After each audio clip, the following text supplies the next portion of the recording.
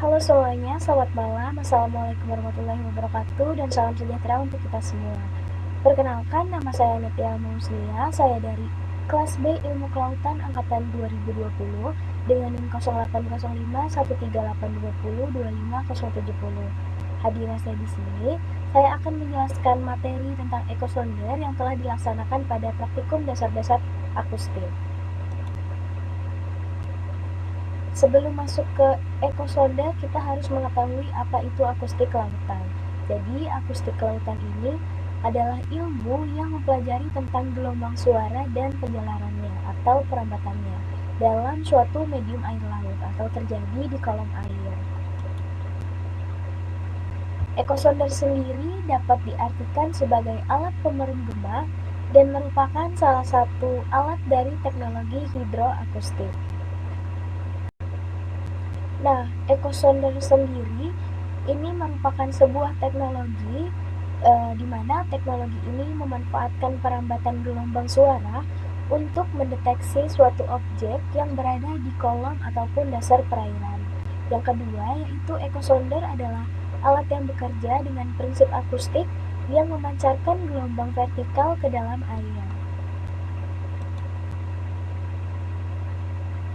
Nah, pengaplikasian ekosonder ini dapat digunakan untuk menemukan objek seperti gerombolan ikan, kolom gelembung yang muncul dari dasar laut, ataupun mengetahui bentuk dasar laut itu sendiri.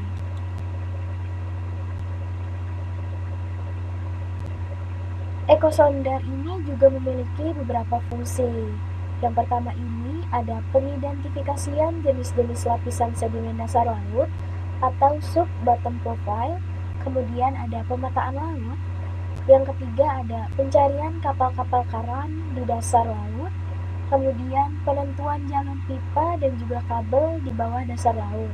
Dan analisa dampak lingkungan di dasar laut. Dan yang terakhir, penentuan stok ikan dan juga lokasi schooling atau schooling ikan. Nah, ekosonder ini terbagi menjadi dua, yaitu ada multi-beam ekosonder dan juga single beam ekosonder. Nah, multi-beam ekosonder ini adalah salah satu alat survei yang digunakan dalam kegiatan survei batimetri yang dapat menggambarkan topografi dasar perairan. Multi-beam ekosonder ini dalam prosesnya identik dengan single beam ekosonder dan pembeda kedua dari jumlah beam yang dipancarkan. Jadi kalau multi beam ini, beamnya itu memancarkan beam sampai dengan 512 beam di setiap pancarannya. Dan juga perbedaannya dengan single beam ini hanya memancarkan satu beam dan dapat digunakan dalam pemeruman di area survei yang luas ataupun yang cukup luas.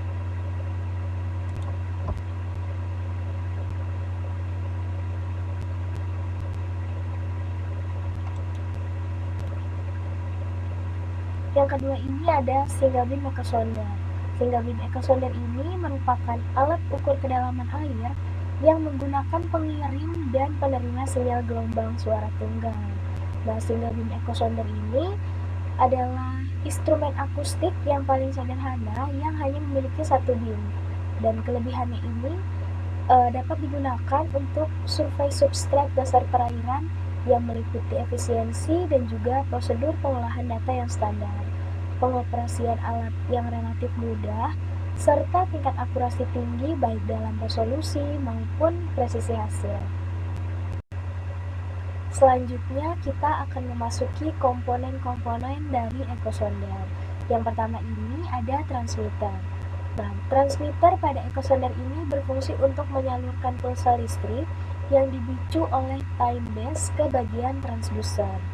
Selain itu, transmitter ini juga berfungsi sebagai penguat sinyal listrik yang akan diubah oleh transducer menjadi energi suara. Transmitter ini juga menghasilkan pulsa yang akan dipancarkan. Jadi suatu perintah dari kotak pemicu pulsa di recorder akan memberitahukan kapan pembentuk pulsa itu bekerja. Dan pulsa ini dibangkitkan oleh osilator, kemudian diperkuat oleh power amplifier. Dan sebelum pulsa disalurkan ke transducer. Komponen kedua, ini ada transducer. Fungsi utama dari transducer ini adalah mengubah energi listrik menjadi energi suara ketika suara akan dipancarkan ke medium dan mengubah energi suara menjadi energi listrik ketika eko diterima dari suatu target.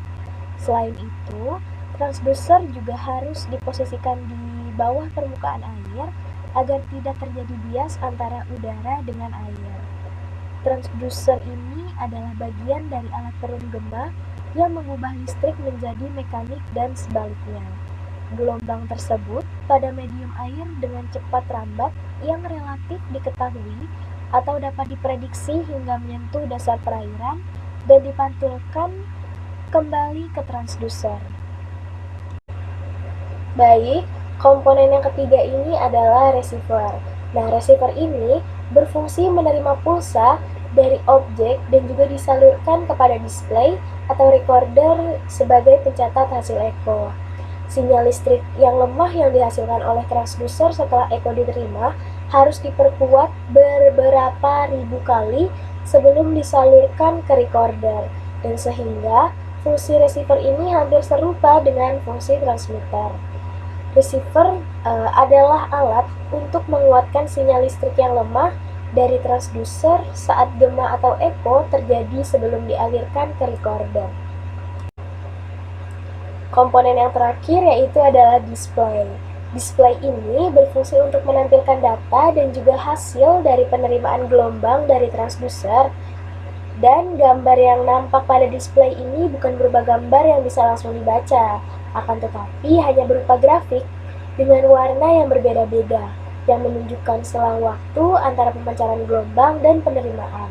Sehingga, informasi pada display ini harus diinterpretasikan kembali. Menurut Johannes dan juga Mitson, setelah diperkuat, sinyal eko ini masih berbentuk pulsa yang terdiri dari siklus pada frekuensi ekosonder.